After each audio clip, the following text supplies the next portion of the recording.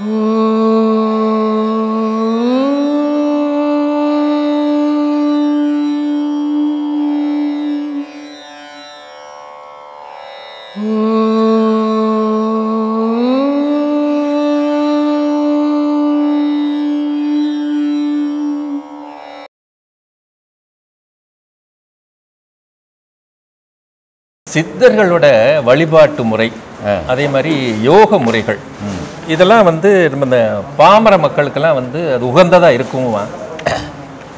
எல்லா மக்களும், பாமரை மக்கள் வந்து எல்லா மக்களும் இப்போ எங்கிட்ட உபதேசம் வாங்குறாங்க. இதை நான் சொல்கிறேன், உன் குடும்ப சூழ்நிலை வேறு. இன்றைக்கெல்லாம் நீ போய் சம்பாதிச்சாதான் 10 ரூபா சம்பாதிச்சுன்னு வந்தால் தான் உன் குடும்பத்தை காப்பாற்ற முடியும். நீ யோகம் கற்றுக்கிறேன் நான் அதில் போனீங்கன்னா உன் குடும்பம் பட்டினியும் பைசியமாக ஆகிடும். அதனால் இது வேணாப்பா அப்படின்னா திட்டுறான். என்ன குருவாயா நீ? குருவா நீ? நான் எவ்வளோ பெரிய விஷயத்த உங்கள்கிட்ட கேட்க வரேன், எனக்கு கற்றுக் கொடுக்க மாட்டேன். அப்போ நீ என்ன குருன்னு திட்டுறான் சாமி. ஆனால் அவனால் முடியாதுன்னு எனக்கு தெரியும். இது மாதிரி 500 பேர் வரான்னா 250 பேரால் முடியாது. ஆனால் நான் என்ன பண்ணுறேன், என் தலையெழுத்து. சரி, உபயோகம் கொடுக்கறதுக்கு கொடுப்போம். அவனுக்கு இப்போதெல்லாம் உபயோகப்படலாம், என்னைக்காவது ஒரு நாளைக்கு அதை நினைப்பான், நினச்சி தான் ஆகணும். அதனால தான் நான் பல வீடியோக்களில் சொல்லுவேன், நீ பெரிய மகான் ஆகாத, கடவுள் ஆகாத, மனுஷனாக ஆகணும்னா இந்த கலை அவசியம். ஏன்னா இப்போ உங்களுக்கு கல்யாணம் ஆச்சு, உங்கள் அப்பா அம்மா இருந்தாங்க, அவங்க என்ன பண்ணாங்க, உங்களுக்கு கல்யாணம் பண்ணோன்னே வெளியே வந்து பார்த்தோன்னே உங்களை வீட்டில் விட்டாங்க. இப்போ உங்கள் பசங்களுக்கு கல்யாணம் ஆனோடனே என்ன பண்ணீங்க, நீங்கள் வந்து வெளியே பார்த்தோன்னா உங்கள் பசங்களை விட்டீங்க. இது நடைமுறை இல்லையா வாழ்க்கையில்? ஆமாம். அதே மாதிரி நீங்கள் சம்பாரிச்சு போடுற வரைக்கும் உங்கள் பிள்ளைங்க நல்லா சாப்பிடுவாங்க. எங்கள் அப்பா மாதிரி உலகத்தில் அப்பனே இல்லைன்னுவாங்க. பொண்டாட்டி சொல்லுவாங்க, ஏன் புருஷனை மாதிரி ஏதியா புருஷன்னுவா. உன் மனசில் பலம் போய் உன் பாக்கெட்டில் பணம் போச்சுன்னா ஓரமாக உட்காரங்கன்னுவாங்க இல்லையா? அப்போது நீ சம்பாதிக்கிற காலத்தில் எப்படியோ சம்பாதிச்சு போட்ட, எங்கெங்கேயோ கடன் வாங்கி போட்ட, உன் சொத்து பத்தெல்லாம் விற்று உன் பிள்ளைங்களை காப்பாற்றிட்டேன். ஏன்? அதுங்க நல்லா வளர்ந்துச்சுன்னா நாளைக்கு நமக்கு சப்போர்ட்டு, நாளைக்கு நம்ம தள்ளாடும் போது அதுங்க நமக்கு ஒரு ஆதரவு இருக்கும். அப்படின்லாம் விற்று எல்லாத்தையும் காப்பாற்றிட்டேன். ஆனால் இப்போ சொல்லிச்சு புள்ள, போயா என் பொண்டாட்டிக்கிறான் நாங்கிற போயான்றான். இப்போ உங்கள் நிலை என்ன? இறைவா, இப்போ என் கதி என்ன? சம்பாதிக்கவும் முடியாது, என் பாக்கெட்லேயும் பணம் இல்லை, எல்லாத்தையும் அழிச்சிட்டேன், மனத்திலையும் பலம் இல்லை. இப்போ என்னை யார் காப்பாற்றுதுன்ற தள்ளாட்டம் ஒவ்வொரு மனிதனுக்கும் வரும், வந்தே தீரும். இதுதான் உலகம். ஆனால் இந்த தள்ளாட்டம் வரக்கூடாதுன்னா இந்த கலை அவசியம். இதை பிடிச்சிக்கு நின்னாதே போட காப்பாற்ற மாட்டல, போட கடவுளுக்கு தான் என்ன காப்பாற்ற. ஏன்னா கடவுளை நீ ஊற வச்சுக்கணும், உன் மனசில் நினைவில்லை. இதுக்கு முன்னே உன் நினைவில் அது இல்லை. அப்போ உனக்கு அந்த தள்ளாட்டம் வரதான் செய்யும். அதனால் இந்த கலை அவசியம். அதனால் செய்யுங்கன்னு நான் சொல்லிங்கிறேன் சாமி. செய்யறதும் செய்யாதான் அவங்கவுங்க விஷயம். நான் கொம்பேத்துன்னு போக முடியாது ஊடா சாமி. இந்த ஆசை, காமம் இதெல்லாம் வந்து யோக நிலை வரும்போது வந்து தன்னால் போயிடும் அப்படின்னு சொல்கிறீங்க. ஆனால் தன்னால் குறைஞ்சி போயிருங்கிற ஒரு விஷயம் சொல்லி குறையும் சொல்லியிருக்கீங்க. அப்போது குடும்பத்தில் இருக்கக்கூடிய ஒரு மக்கள் எல்லாம் வந்து இந்த யோக நிலை பயிற்சியில் போகும்போது வந்து அவங்க குடும்பத்தில் வந்து அவங்க மனைவியோட உடல் உறவு பண்ணுறதுல ஒரு பிரச்சனைகள்லாம் வரத்தானே செய்யும். வரட்டும். உனக்கு உன் பேரை சொல்கிறதுக்கு 4 பிள்ளைங்களை பெற்றுட்ட, இன்னொன்று உடல் உறவு உனக்கு கேட்குது. சொல்லு, உன்னுடைய வம்சம் நீ வந்துட்டிய வெளியே உலகத்தில். வாழை மரங்குத ஒரே ஒரு கண்ணை வச்சுட்டீங்கன்னா 4 கண்ணு சுற்றி வந்துடுது இல்லை? அப்போ இந்த மரம் அழிஞ்சிடும், வளத்தல் மரம் அழிஞ்சிடும், திருப்பி வராது.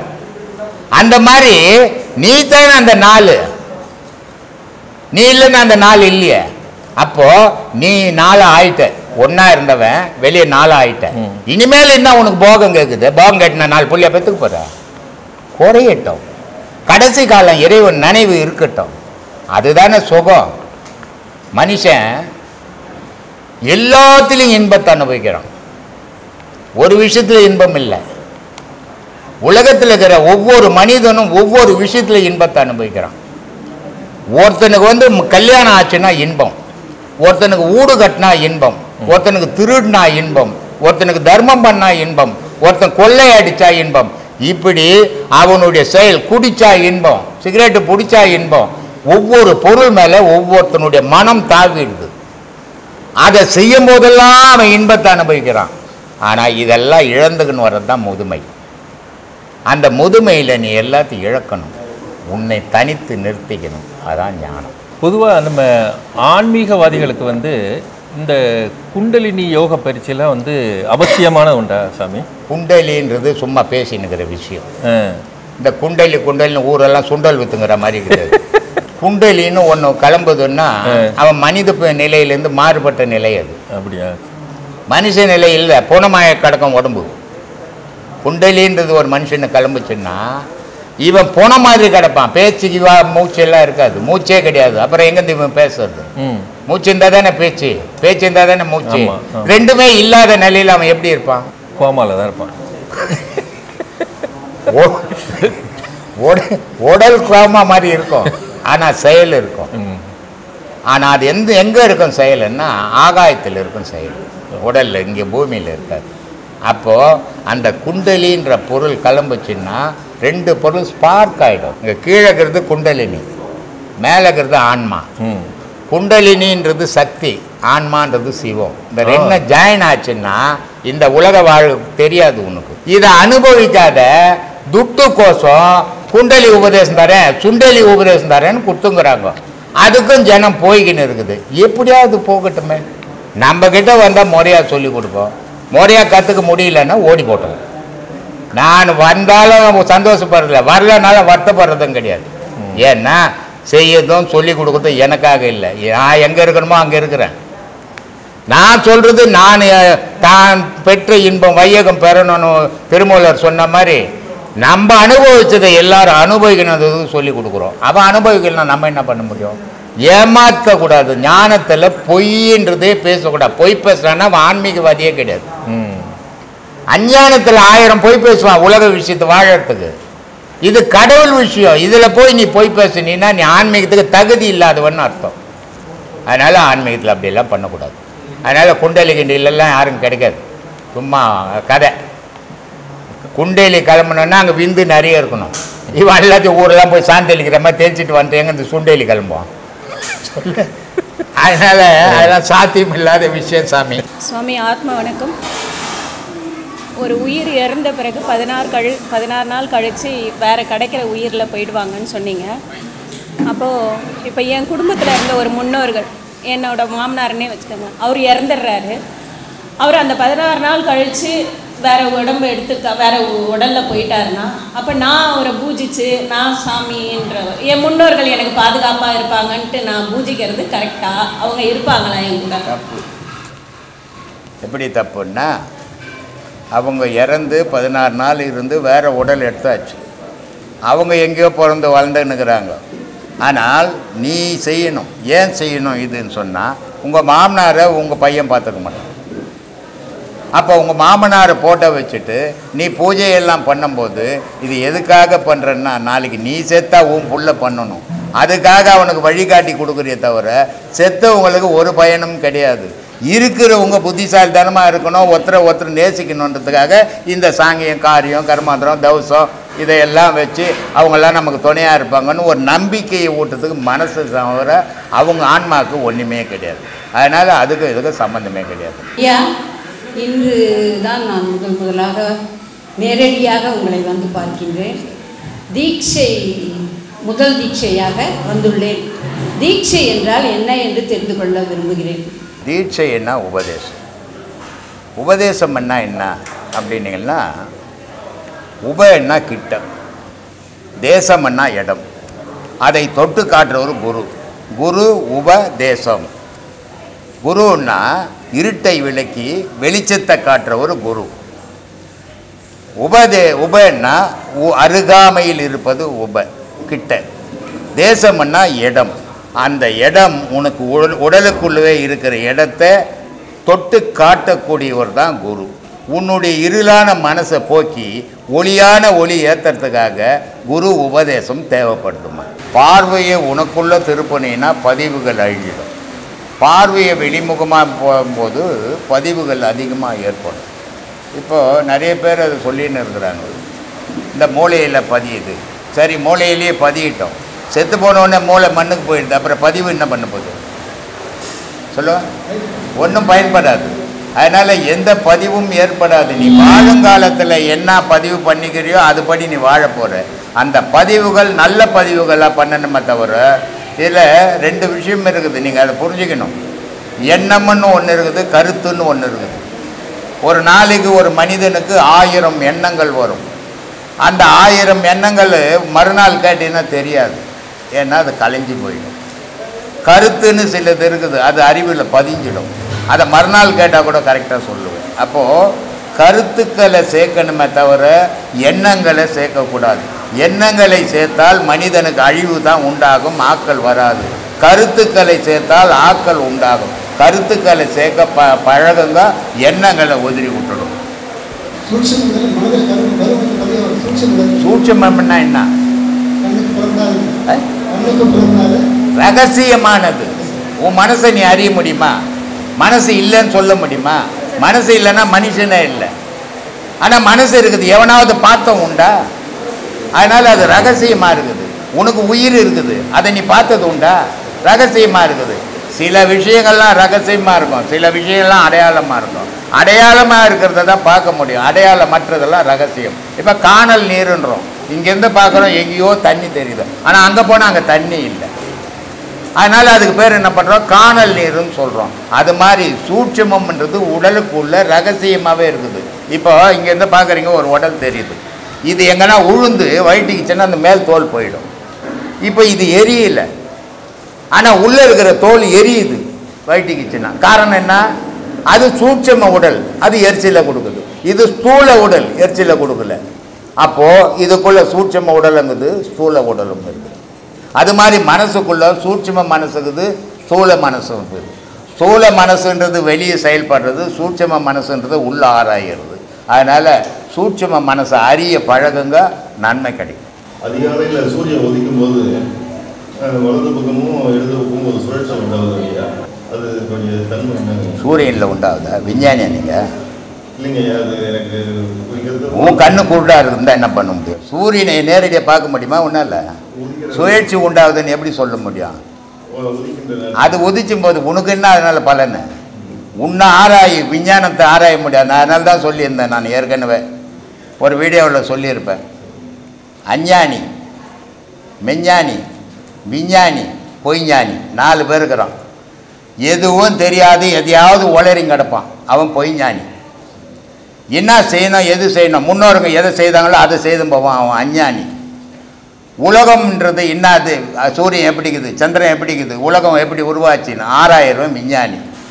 ஆனால் அத்தனையும் படைச்சவன் 6000 விஞ்ஞானி இல்லையா?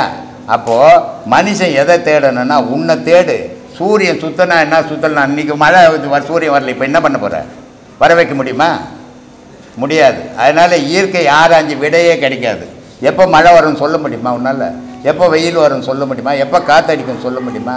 எதையுமே ஆராய முடியாது. உன்னை ஆராய கற்றுக்கோ, அதுதான் உனக்கு நல்லது.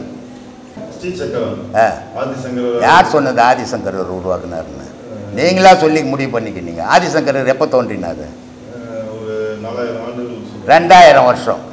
ஆதிசங்கரர் தோண்டி காலடியில் கேரளாவில் காலடின்ற ஊரில் தோன்றினார். 2000 வருஷம். சித்தர்கள் 20000 வருஷத்துக்கு முன்னே ஸ்ரீசக்கர சமிதி வச்சுட்டான் கோயில்களை கட்டி. அதனால் இவர் தான் பண்ணார், அவர் தான் பண்ணார். நம்ம புத்தி கேட்டினது நம்ம படித்ததுக்கு ஏற்ற மாதிரி பேசுங்கிறோம். உண்மையை அறியவே முடியாது. இன்னைய உடன் உண்மையை அறி. ஆதி உண்மையை எவனும் அறிய முடியாது, எவனும் மெய்யை சொல்ல முடியாது. என்ன கொடுத்துக்கிறாங்க? சரி, அது அவங்க எழுதுனவங்களே தான் கேட்கணும். ஏன்னா நான் எந்த ஸ்ரீசக்கத்தை நம்புறதும் கிடையாது, எழுதுறதும் கிடையாது. ஆதிசங்கரரை கேட்டீங்கன்னா கரெக்டாக விடைய சொல்லுவார். கேட்டுப்பார் ஒன்றா. பின்ன நீ உனக்கு எதுக்கு அந்த கதை? நீ என்ன செய்யணும்னு தேடுப்பான்னா உலகத்தை போய் ஆராய்ச்சி பண்ணின்னுக்கிற, போனவங்களை பற்றி ஆராய்ச்சி பண்ணுற, விடை கிடைக்கும். ஆதிசங்கர்னா ஒருத்தர் இல்லைன்னு நான் சொல்கிறேன். குரு மூலியமான கலையை தான் தெரிஞ்சுக்கலாம், கண்டதை தெரிஞ்சுக்கூடாது. நம்ம பெரியவங்கெல்லாம் கதை கதையாக சொல்லி வச்சாங்க. மார்க்கண்டையம் போய் சிவபெருமானை போய் பிடிச்சிக்கணாப்பா. பிடிச்சவொடனே சிவபெருமான் வந்தார். வந்து என்ன பண்ணார்? யமனை ஒரே உதவ வச்சார். யம போய் சேர்ந்துட்டான். அப்போது இறைவனை நம்பி நான் போனால் என்னை காப்பாற்றக்கூடியவன் அவன் வந்துடுவான் அப்படின்றது தான் அந்த கதை நம்ம சொல்லக்கூடிய விஷயம். ஆனால் அங்கே என்ன நடந்ததுன்றது நமக்கு சரியாக புரியாது. இறைவன் ஏன் உதைச்சான், இறைவன் எந்த காலால் உதைச்சிருப்பான், மார்க்கண்டேயன் எதை தாண்டி போய் இறைவனை பிடிச்சாரு அப்படின்றதெல்லாம் நமக்கு வந்து தெரிஞ்சிருக்கணும். தெரிஞ்சு இருந்தால் நமக்கு இவ்வளோ கேர்லெஸ்ஸாக நம்ம இருக்க மாட்டோம். அதுதான் தாய்மான ஒரு இடத்துல சொல்கிறாரு, இந்த பாடம் பண்ணுறவங்களுக்கு ஒரு துணிச்சல் வருதுப்பா. எப்படிப்பா வருதுன்னா, மார்க்கண்டருக்காக மரளிப்பட்ட பாட்டை உன்னி பார்க்கின் அன்பர்க்கு என்ன பயங்கான் பராமரமே. இவங்களுக்குலாம் எங்கே இந்த துணிச்சல் வருதுன்னா, இந்த மாதிரி கதையை கேட்டு தான் துணிச்சல் வருது. யாருக்கு? பாடம் பண்ணக்கூடிய அப்பியாசிங்களுக்கு. எனக்கு ஒன்றும் ஆகாது, ஏன்னா ஏற்கனவே நிறைய லீலையெல்லாம் பண்ணிட்டார் அவர். என்னையும் அதே மாதிரி காப்பாற்றுவாருன்னு நான் நம்புகிறேன். ஆனால் காப்பாற்றுவார், அதில் எந்த சந்தேகமும் வேண்டாம். ஆனால் அந்த தகுதி வந்தால் தான் அவர் காப்பாற்றுவாரே தவிர உடனே வந்து காப்பாற்ற மாட்டார். குழந்தை இருக்குதுன்னு அம்மா எப்போ கண்ட நேரத்தெல்லாம் எடுத்து பால் கொடுத்துருவாங்களா என்ன? எப்போ குழந்தை அழுதோ அப்போ தான் அள்ளி பால் கொடுப்பாங்க. அந்த மாதிரி அது பசிக்கு ஒரு தகுதி வரணும், பால் விடுறதுக்கு பசி வரணும், அதுதான் தகுதி.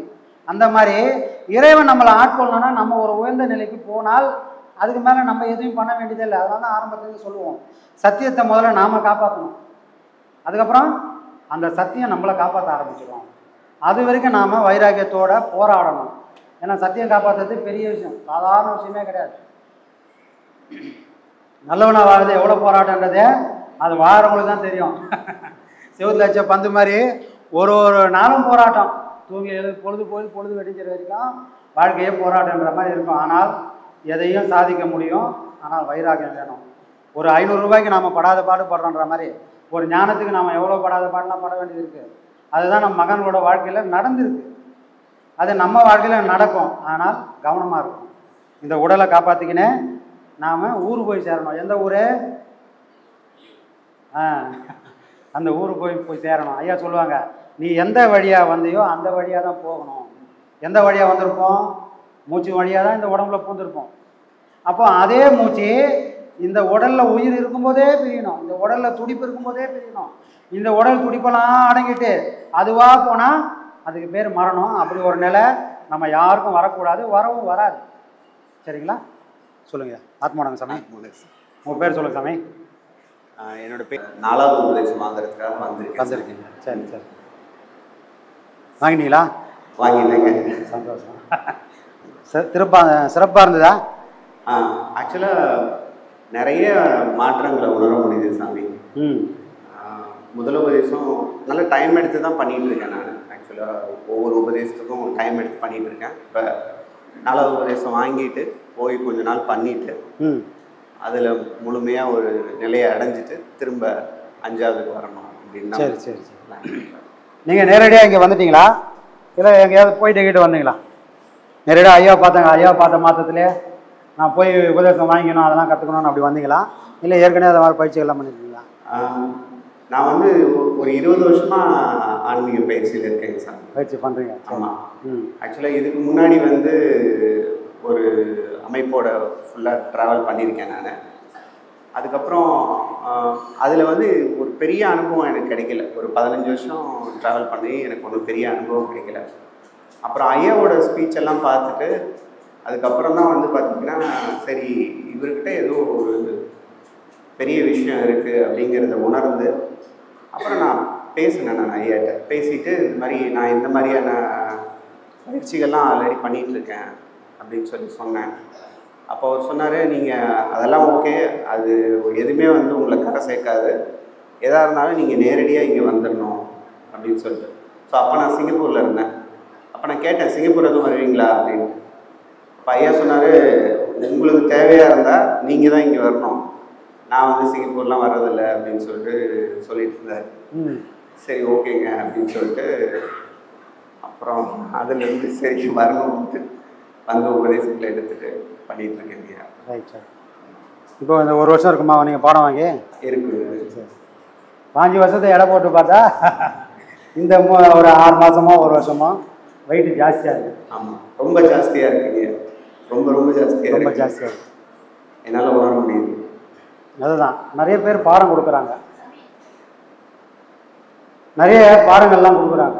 அவங்க எல்லாம் எப்படின்னா நம்மளோட பாடங்கள் வந்து ஒரு சிற்பி சிலையை செதுக்கிற மாதிரி வேண்டாததெல்லாம் கொஞ்சம் கொஞ்சமாக நீக்கிட்டு வேண்டியதை மட்டும் தக்க வைக்கிறது தான் நம்மளோட பாடங்கள். அது வேண்டாததெல்லாம் என்னென்னா மனம் அடங்காமல் நீ எவ்வளோ பெரிய சித்தியெல்லாம் அடைஞ்சாலும் அதனால் நயா பைசா கூட புரிய பிரயோஜனமே கிடையாது. சிரமறக்க கட்டாலும் சித்தியெல்லாம் பெற்றாலும் மனமடங்க கல்லாருக்கு வாயேன் பராபரமே.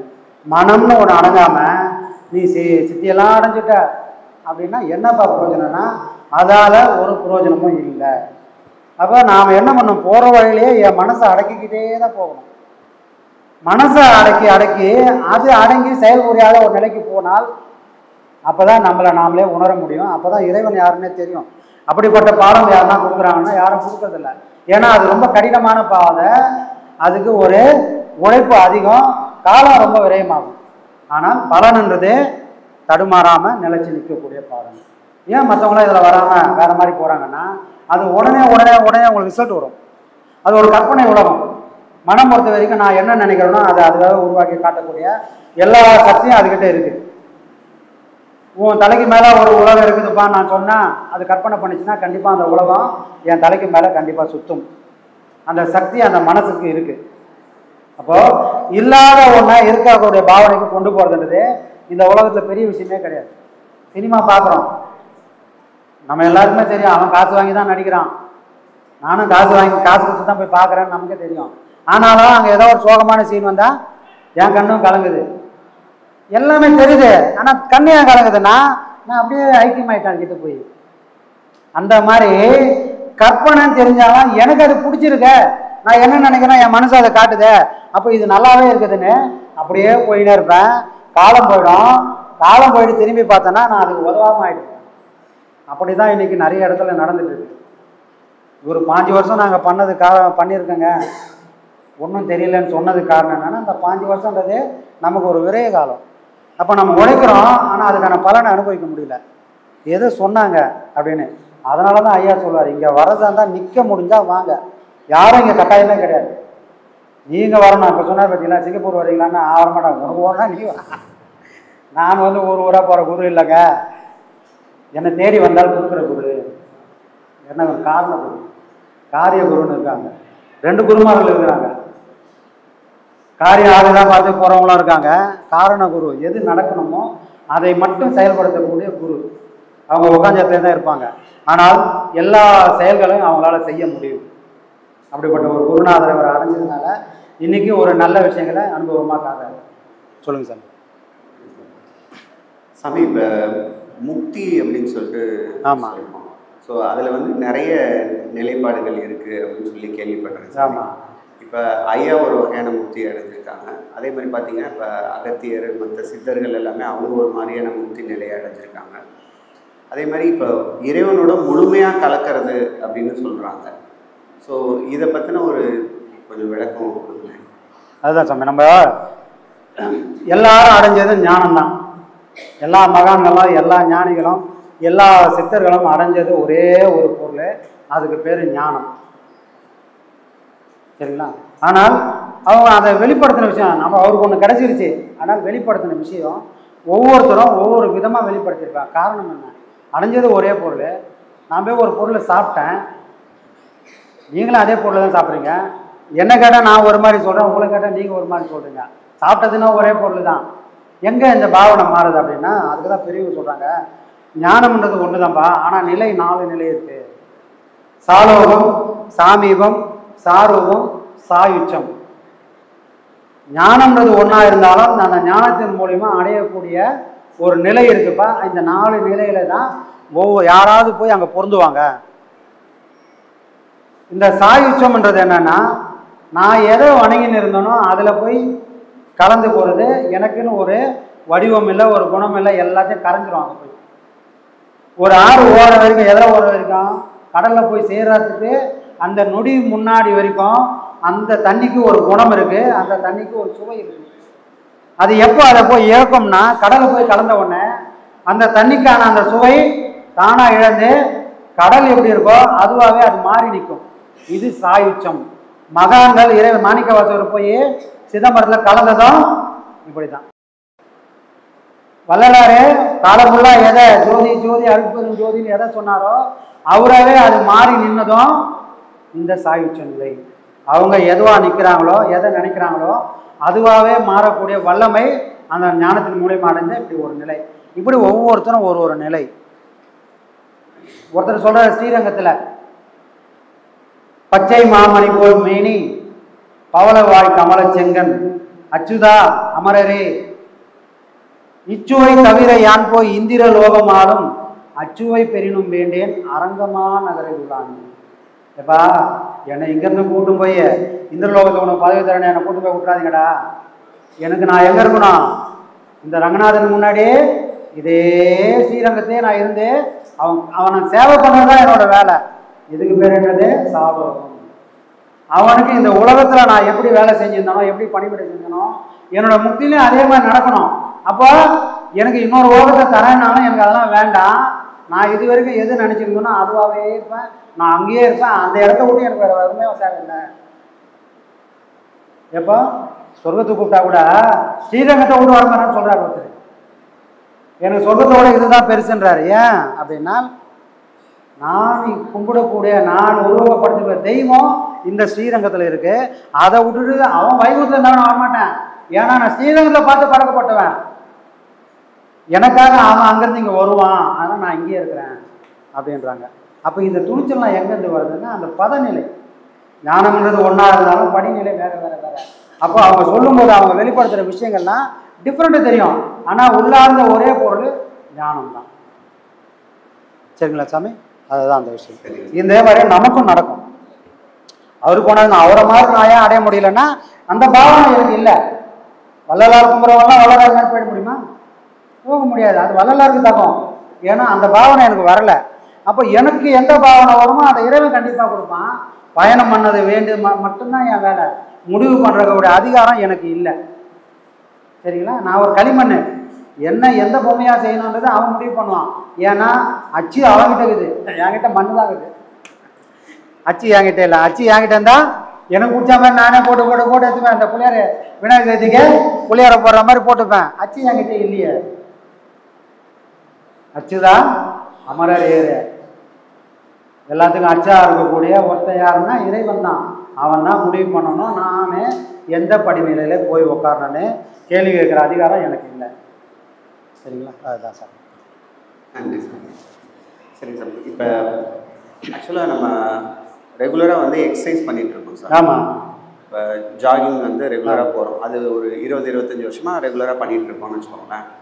இப்போ ஐயா சொல்லும்போது என்ன சொல்கிறாருன்னா, உங்களோட மூச்சு வந்து நீங்கள் கடுமையான உடற்பயிற்சி பண்ணும்போது விரயமாகும், அது மூலமாக உங்களோட ஆயுள் குறையும் அப்படின்னு சொல்லி சொல்கிறாங்க. ஆமாம். இப்போ ஃபார் எக்ஸாம்பிள் நம்ம உடம்புல வந்து பார்த்திங்கன்னா இப்போ ப்ளட் ப்ரெஷரு, சுகரு இதெல்லாம் நீங்கள் வராமல் கொஞ்சம் ஃபிட்டாக வச்சுக்கணும் உங்கள் உடம்பை அப்படின்னா ரெகுலராக எக்ஸசைஸ் பண்ணணும், ஜிம்முக்கு போய் ஒர்க் அவுட் பண்ணணும் அப்படிங்கிறது நாங்கள் ரெகுலராக ஃபாலோ பண்ணிகிட்டு இருக்கோம்.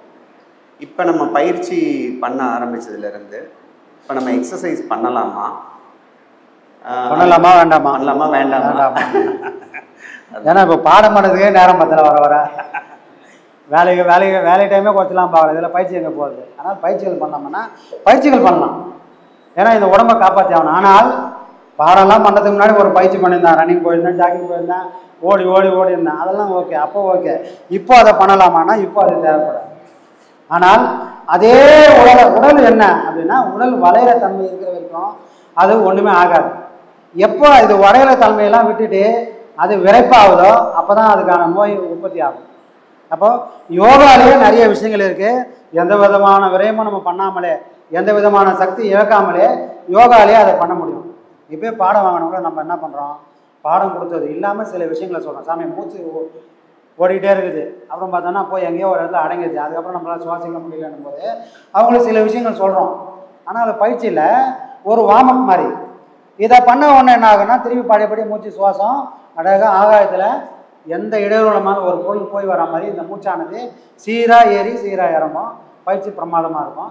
அதுக்கான சில நுணுக்கங்களை நம்ம அப்பப்போ சில சொல்லிகிட்டே இருக்கோம், மேடையில் சொல்கிறது இல்லை. ஏன்னா அதே ஒரு தேவசாமி சொல்லிட்டாரே பயிற்சி, இது தாங்க நான் 6 மாதம் பண்ணினுக்கிறேன்றாங்க. அதனால் யாருக்கு என்ன தேவையோ அதை அப்பப்போ சொல்லிகிட்டு இருக்கோம். அந்த மாதிரி இப்போ பாடம் பண்ணக்கூடிய நம்மளே என்ன பண்ணலான்னா சூரிய நமஸ்காரம்னு ஒன்று பண்ணாலே உடம்பானது எப்போவுமே வளையும் தன்மையோடவே இருக்கும். அது பண்ணாவே பெரும்பாலும் போதும். இதில் ரன்னிங் போட வேண்டிய அவசியமே இல்லை. ஏன்னா ரன்னிங் போனாங்கன்னா மூச்சானது விரயம் ஆகிட்டே தான் இருக்கும். ஏன்னா ஓடனா விரயம் ஆகும், அது இயற்கை. அங்கே போய் நம்ம ஐயோ மூச்சு ஓடாமல் மூச்சு அடங்கி நிற்கணும், ஆனால் நான் ஓடினே இருக்கணும்னா ரெண்டுமே நடக்காது. ஏதோ ஒன்று நடந்தே தீரும். அப்போ மூச்சு விரயமாகும். அந்த மாதிரி ஒரு பயிற்சிகள் இனிமேல் நமக்கு தேவைப்படாது. உட்காந்த இடத்துல நம்ம இருக்கிற இடத்துலையே சில விஷயங்களை சாதிக்க முடியும். அதுலேயே நம்ம உடலை ஆரோக்கியமாக பார்த்துக்கலாம், தப்பே கிடையாது. சரிங்களா? முடிஞ்சதுன்னா அந்த மாதிரி பயிற்சிகளை நீங்கள் கை கொள்ளலாம்.